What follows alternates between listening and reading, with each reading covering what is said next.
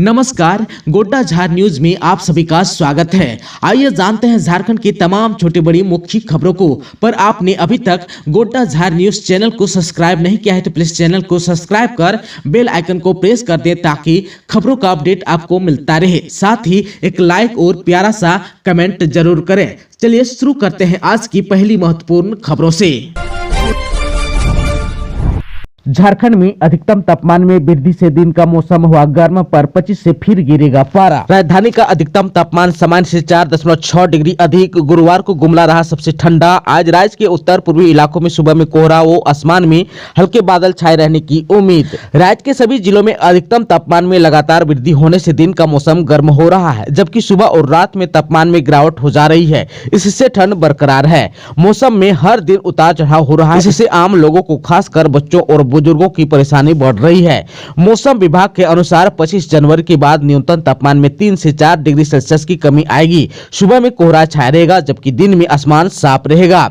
आज शुक्रवार को राज्य के उत्तर पूर्वी इलाकों में सुबह में कोहरा व आसमान में हल्के बादल छाए रहने की उम्मीद है। इधर एक साइक्लोनिक सर्कुलेशन बांग्लादेश के पास देखा जा रहा है। उसके बंगाल की तरफ बढ़ने से झारखंड पर भी आंशिक असर पड़ सकता है, जबकि उत्तर भारत में लगातार बर्फबारी और बारिश से चल रही ठंडी हवाएं झारखंड की ओर प्रवेश कर रही है। राजधानी रांची का अधिकतम तापमान गुरुवार को 29.2 डिग्री सेल्सियस रिकॉर्ड किया गया, जो बुधवार की अपेक्षा 0.4 डिग्री सेल्सियस अधिक था। यह तापमान सामान्य से 4.6 डिग्री अधिक है। वहीं न्यूनतम तापमान 12 डिग्री सेल्सियस रहा। गुरुवार को सबसे ठंडा जिला गुमला रहा। यहां का न्यूनतम तापमान 7.8 डिग्री सेल्सियस रिकॉर्ड किया गया, जबकि सबसे अधिकतम तापमान सरायकला का 33.9 डिग्री सेल्सियस रिकॉर्ड किया गया।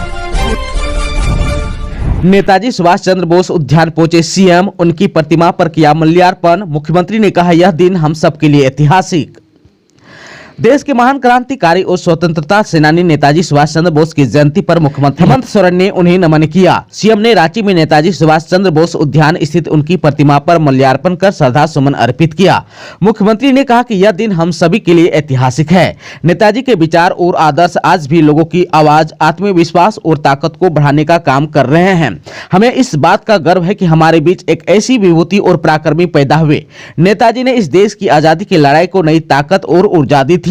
सीएम ने कहा कि झारखंड, बिहार, बंगाल और ओडिशा से नेताजी का खासा रिश्ता रहा है। यहाँ के कई ऐसे क्षेत्र हैं जहाँ से उनकी कई यादें जुड़ी है। मुख्यमंत्री ने कहा कि जब तक यह देश रहेगा, नेताजी का नाम अमर रहेगा। नेताजी को शत शत नमन। ज्ञात हो कि नेताजी की जयंती को पराक्रम दिवस के रूप में मनाया जाता है। राज्यपाल ने दी नेताजी को श्रद्धांजलि। राज्यपाल संतोष कुमार गंगवार ने गुरुवार को नेताजी सुभाष चंद्र बोस की जयंती के अवसर पर राजभवन में उनके चित्र पर माल्यार्पण किया। इस अवसर पर उन्हें श्रद्धा सुमन अर्पित कर श्रद्धांजलि दी। राज्यपाल ने कहा कि उनकी देशभक्ति और राष्ट्र के लिए त्याग हर भारतीय को प्रेरित करता रहेगा। नेताजी के बलिदान को राष्ट्र हमेशा करेगा याद, रांची के डीसी ने कहा। रांची के उपायुक्त मंजुनाथ भजंत्री ने गुरुवार को स्वतंत्रता सेनानी नेताजी सुभाष चंद्र बोस की 128वीं जयंती पर रांची के नेताजी सुभाष चंद्र बोस उद्यान स्थित उनकी प्रतिमा पर माल्यार्पण कर श्रद्धांजलि अर्पित की। इस अवसर पर उन्होंने कहा कि नेताजी सुभाष चंद्र बोस के बलिदान को राष्ट्र हमेशा याद करेगा। देश के लिए उनका योगदान अनुकरणीय है। देश को आजादी दिलाने में उन्होंने अहम भूमिका निभाई है, जिसे देश युगों युगों तक याद करेगा। मौके पर बड़ी संख्या में लोग मौजूद थे। साहिबगंज के आदिवासी युवती की हत्या कर शव को 50 टुकड़े करने के आरोपी को सुप्रीम कोर्ट से नहीं मिली बेल। सुप्रीम कोर्ट ने झारखंड के साहिबगंज में आदिवासी युवती रेबिका पहाड़िन की हत्या कर शव के 50 टुकड़े करने के आरोपी मोहम्मद मुस्तकीम अंसारी को जमानत देने से इनकार कर दिया। जस्टिस बेला एम त्रिवेदी व जस्टिस सतीश चंद्र के बेंच ने गुरुवार को आरोपी की ओर से दायर याचिका खारिज कर दी। इसके पहले झारखंड हाईकोर्ट व ट्रायल कोर्ट से उसकी जमानत याचिकाएं निरस्त हो चुकी थी। यह वारदात 16 दिसंबर 2022 को हुई थी।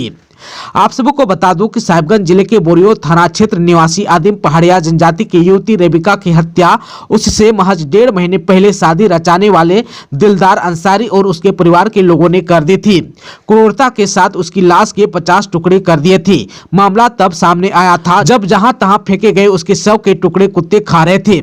मामला सामने आते ही पुलिस ने दिलदार अंसारी, उसके पिता मोहम्मद मुस्तकीम अंसारी, मां मरियम खातून, पहली पत्नी गुलेरा अंसारी, भाई अमीर अंसारी, महताब अंसारी, बहन सरेजा खातून सहित 10 आरोपियों को गिरफ्तार कर जेल भेजा था। इस वारदात के मास्टरमाइंड मोइनुल अंसारी को करीब 2 माह बाद दिल्ली से गिरफ्तार किया गया था। आरोपियों में से 3 अमीर हुसैन, महताब और गुलेरा को झारखंड हाईकोर्ट ने बाद में जमानत दे दी थी, जबकि अन्य आरोपी अभी भी जेल में बंद है। मैया सम्मान के 2500 रुपए का सही इस्तेमाल करें महिलाएं, कल्पना सोरेन ने कही। गांडे के विधायक कल्पना सोरेन की आभास सह संवाद सभा गुरुवार को गिरिडीह जिले के बेंगाबाद के रातडी में हुई। सभा में हजारों की संख्या में भीड़ थी, इनमें महिलाओं की संख्या अधिक थी। सभा को संबोधित करते हुए कल्पना सोरेन मार्मिक बातें संथाली और हिंदी में भी कहा कि मैया सम्मान योजना के तहत मिलने वाले 2500 रुपए का महिलाएं सही से इस्तेमाल करें। मुख्यमंत्री हेमंत सोरेन का सपना था कि महिलाओं को सम्मान मिले और वे किसी पर निर्भर नहीं रहे। सरकार ने इसे पूरा भी किया। कल्पना सोरेन ने कहा कि किसी भी सूरत में झारखंड को झुकने नहीं दिया जाएगा। राज्य के बच्चे अपने हुनर से झारखंड का नाम रोशन करेंगे। हर बच्चे को यह साबित करना होगा कि वे भारतीय होने के साथ एक झारखंडी भी है। समारोह में मौजूद नगर विकास मंत्री सुदीप कुमार सोनू ने भाजपा पर जमकर निशाना साधा। कहा कि भाजपा नेताओं की कथनी और करनी में काफी अंतर है। वे जनता को सिर्फ बरगलाने का काम करते हैं। चुनाव में झामुमो ने भाजपा को तिनके की तरह उड़ा दिया। मौके पर झामुमो के गिरिडीह जिला अध्यक्ष संजय सिंह, सचिव महालाल सोरेन, प्रखंड अध्यक्ष नुनू राम किस्कू, विजय सिंह, मीना देवी, सुनील यादव, किशुन सोरेन, सुधीर रजवार, महेंद्र चौधरी आदि लोग मौजूद थे। विधायकों के लिए बन रहे आवास के बचे हुए कार्य को जल्द पूरा करें, सीएम हेमंत सोरेन ने कहा। मुख्यमंत्री हेमंत सोरेन ने विधानसभा के समीप विधायकों के लिए बन रहे नए आवास के बचे हुए काम को जल्द पूरा करने का निर्देश दिया। उन्होंने काम में तेजी लाने को भी कहा। सीएम ने कहा कि जो भी काम बचे हुए हैं उसे जल्द से जल्द पूरा करें, जिससे हैंडओवर की प्रक्रिया पूरी कर विधायकों को नए आवास दिए जाएंगे। वहीं निर्माण कार्य कर रही कंस्ट्रक्शन कंपनी ने जून 2025 तक सभी निर्माण कार्य पूरा हो जाने की बात कही है। वित्त मंत्री पहुंचे निरीक्षण करने, मधुमक्खियों ने किया हमला, एसडीएम समेत कई अधिकारी हुए घायल, मंत्री को सुरक्षा कर्मियों ने बचाया। झारखंड के वित्त मंत्री राधाकृष्ण किशोर पलामू में गुरुवार को एक अधूरी सिंचाई परियोजना का निरीक्षण करने पहुंचे थे। इसी दौरान वहां मधुमक्खियों ने हमला कर दिया। इस घटना में एसडीएम सहित कई अधिकारी, पत्रकार और स्थानीय ग्रामीण घायल हो गए। वित्त मंत्री राज्य के जल संसाधन सचिव और अन्य अधिकारियों के साथ पांकी स्थित अमानत बराज का निरीक्षण करने पहुंचे थे। वहीं सुरक्षा कर्मियों ने तत्काल मंत्री को घेर कर गाड़ी में सुरक्षित स्थान पर पहुंचाया। घायलों का इलाज सर्किट हाउस में डॉक्टर आर.के. रंजन द्वारा किया गया। मधुमक्खियों के हमले से बचने के लिए लोग काफी दूर तक भागते नजर आए। यह घटना उस समय हुई जब मंत्री ग्रामीणों की समस्या सुनने के बाद बराज का निरीक्षण कर रहे थे। इधर 350 करोड़ रुपए की लागत वाली यह अमानत सिंचाई योजना पिछले 12 वर्षों से अधूरी पड़ी हुई है। इस परियोजना से पलामू के सूखाग्रस्त क्षेत्र में 23,000 हेक्टेयर भूमि की सिंचाई का लक्ष्य है। हालांकि 2012 में बराज और अधिकांश नहर का निर्माण पूरा हो चुका था, लेकिन कुछ भूमि संबंधित विवादों के कारण काम रुका हुआ है। अब इस समस्या के समाधान के लिए वित्त मंत्री ने पहल करते हुए 30-31 जनवरी और 1 फरवरी को विशेष कैंप लगाने की घोषणा की है। यहाँ भूमि संबंधित विवादों का निपटारा किया जाएगा। मंत्री ने जल संसाधन विभाग के सचिव प्रशांत कुमार और अभियंता प्रमुख विजय शंकर के साथ इस मुद्दे पर विस्तृत चर्चा की है और परियोजनाओं को जल्द पूरा करने का आश्वासन भी दिया है। लातेहार में सर्कल इंस्पेक्टर 20,000 रुपए रिश्वत लेते धराया, गिरफ्तारी के बाद हंसने लगा, किया हंगामा, पहले भी कर चुका है फर्जीवाड़ा।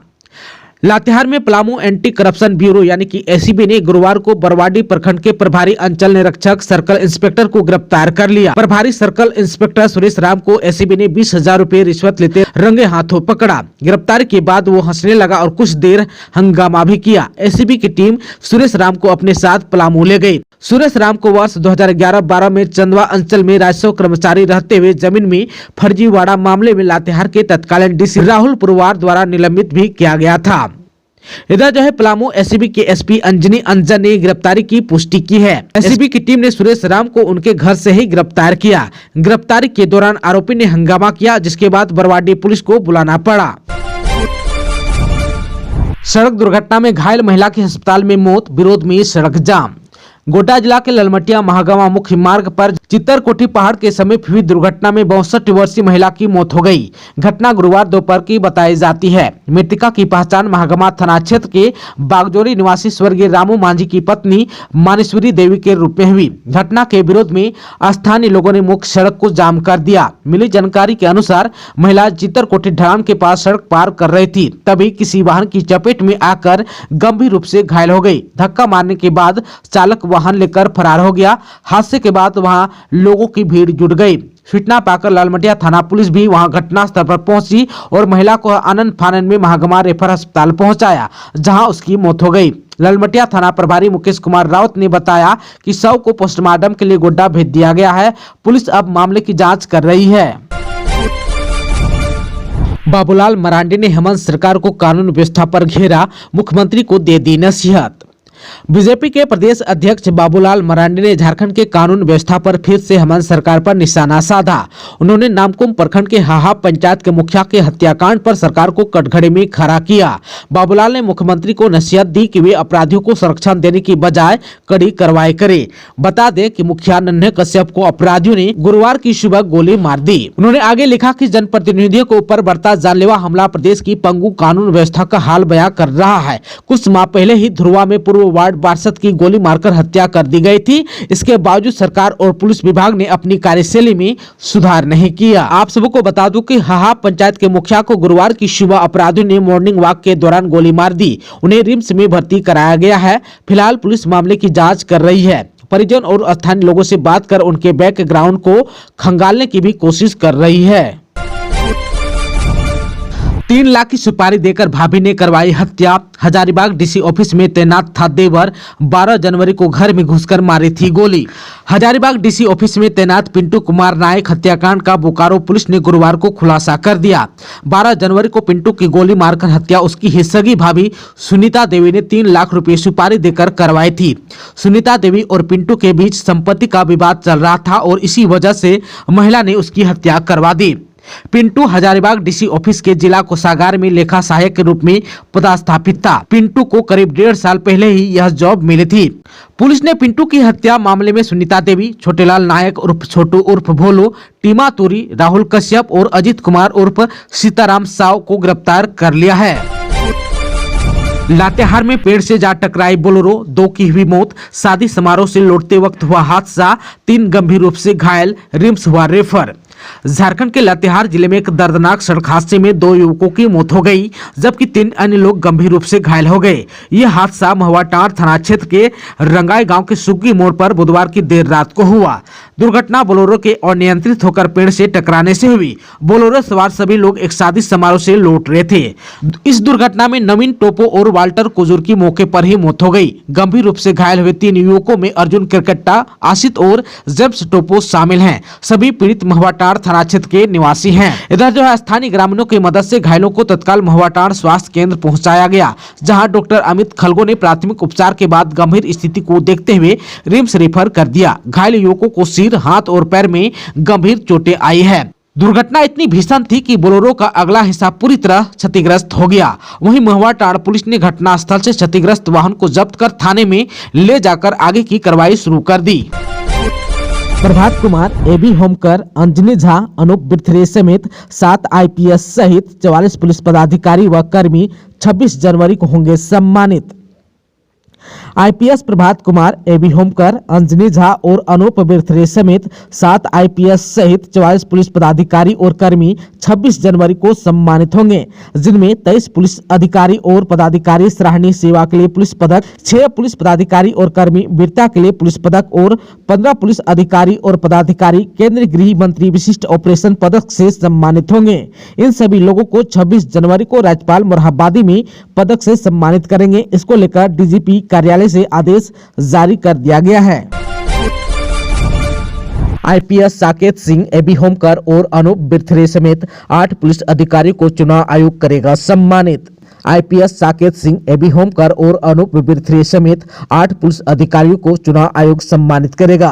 जिन अधिकारियों को सम्मानित किया जाएगा उसमें Saket Kumar Singh, IG CRPF Jharkhand sector, Amol Menukant Homkar, IG अभियान सर नोडल पुलिस पदाधिकारी, Michael Raj IG Bokaro range, Anoop Birthare IG Jharkhand Jaguar, Indrajeet Mahtha DIG Jharkhand Jaguar, Dhananjay Kumar Singh DIG Jharkhand police, Reshma Ramesan SP Palamu और मिथिलेश कुमार उप समदेष्टा झारखंड पुलिस शामिल है। आप सबको बता दूं कि लोकसभा चुनाव 2024 और विधानसभा चुनाव 2024 के दौरान सुरक्षा व्यवस्था और शांतिपूर्ण निर्वाचन संचालन कराने वाले पुलिस पदाधिकारियों को चुनाव आयोग की तरफ से सम्मानित किया जाएगा। इन 8 पुलिस अधिकारियों ने चुनाव के दौरान बेहतरीन कार्य किया था। गौरतलब है कि सम्मानित होने वाले 8 आईपीएस अधिकारियों ने लोकसभा और विधानसभा चुनाव 2024 के दौरान बेहतरीन सुरक्षा प्रणाली तैयार की थी, जिसके बल पर बिना किसी हिंसा के झारखंड जैसे नक्सल प्रभावित राज्य में लोकसभा और विधानसभा चुनाव संपन्न करवाया गया था। जमीन के म्यूटेशन के नाम पर महिला से घूस मांग रहे सीआई को एसीबी ने रिश्वत लेते किया गिरफ्तार। जमीन के म्यूटेशन के नाम पर घूस मांग रहे सीआई को एसीबी ने रिश्वत लेते गिरफ्तार किया। एसीबी की टीम ने गुरुवार को लातेहार जिले के बरबादी ब्लॉक में कार्रवाई करते हुए सुरेश राम को एक महिला से 20,000 रुपया घूस लेते रंगे हाथ गिरफ्तार कर लिया। आप सबको बता दूं कि सुरेश राम ने एक महिला से जमीन के म्यूटेशन के नाम पर घूस मांगी थी, जबकि महिला घूस देने को तैयार नहीं थी, जिसके बाद इसकी शिकायत एसीबी से की गई थी। एसीबी ने शिकायत का सत्यापन कराया। सत्यापन में घूस मांगे जाने की बात सही पाई गई। इसके बाद एसीबी ने सुरेश राम को गिरफ्तार कर लिया। जदयू के विधायक सरयू राय ने स्वास्थ्य विभाग में 700 करोड़ रुपए घोटाले की आशंका जताई। जदयू के विधायक सरयू राय ने एक बार फिर स्वास्थ्य विभाग के खिलाफ मोर्चा खोल दिया है। उन्होंने इस विभाग में 700 करोड़ रुपए घोटाले की आशंका जताई है। उन्होंने सोशल मीडिया पोस्ट में कहा कि कोविड काल में आपदा राहत कोष में मिले करीब 700 करोड़ रुपए खर्च का हिसाब स्वास्थ्य विभाग के पास नहीं है, इसमें घोटाला की आशंका है। उन्होंने स्वास्थ्य मंत्री डॉक्टर इरफान अंसारी से इसकी जाँच कराने की मांग की है। साथ ही कहा कि संबंधित पदों पर लंबे समय से कुंडली मारकर बैठे अधिकारी को तुरंत हटाएं, इसके बिना जाँच संभव नहीं है। झारखंड में घाटशिला के जंगल में दिखा बाघ, ग्रामीणों में दहशत का माहौल। घाटशिला स्थित कालचिती पंचायत के बसा डेरा जंगल में बाघ के मौजूद होने की आशंका से ग्रामीणों में दहशत का माहौल है। वन विभाग की टीम ने बसा डेरा, धारागिरी और बुरुडी के जंगलों में बाघ की तलाश तेज कर दी है। वन विभाग की टीम ने 20 कैमरे जंगल में लगाए हैं। कैमरे खासकर पानी के स्रोतों के पास लगाए गए हैं। टीम लगातार जंगल में गश्त कर रही है। बताया जा रहा है कि बाघ एक दिन में 40 से 50 किलोमीटर तक सफर कर रहा है। वहीं वन विभाग ने ग्रामीणों को जंगल में न जाने की सख्त हिदायत दी है। सुरक्षा को देखते हुए उन्हें अपने घरों में रहने का अलर्ट जारी किया है।